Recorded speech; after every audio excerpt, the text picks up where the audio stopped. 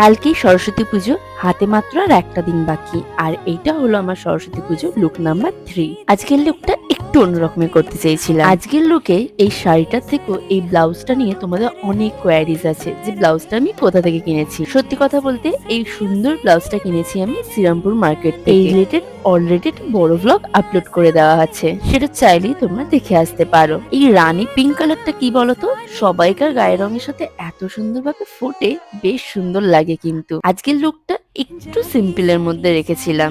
তোমাদের সাথে একটা টিপস শেয়ার করি, তোমরা যারা ভাবছো সরস্বতী পুজোয় কাজল না পরে আইলাইনার পরবে, একটু ওয়েস্টার্ন সাজবে, তাদের কিন্তু এইরকম ধরনের সাজলে ভীষণ সুন্দর লাগবে। এই ভিডিওতে শুধুমাত্র এই ঘড়িটার লিংক ছাড়া আমি আর কোনো কিছুই কিন্তু লিংক দিতে পারবো না, সবটাই কিন্তু অফলাইনে কেনা। বাই দ্য ওয়ে, এই লুকটা তোমাদের কেমন লাগলো অবশ্যই কিন্তু কমেন্টসে জানিও।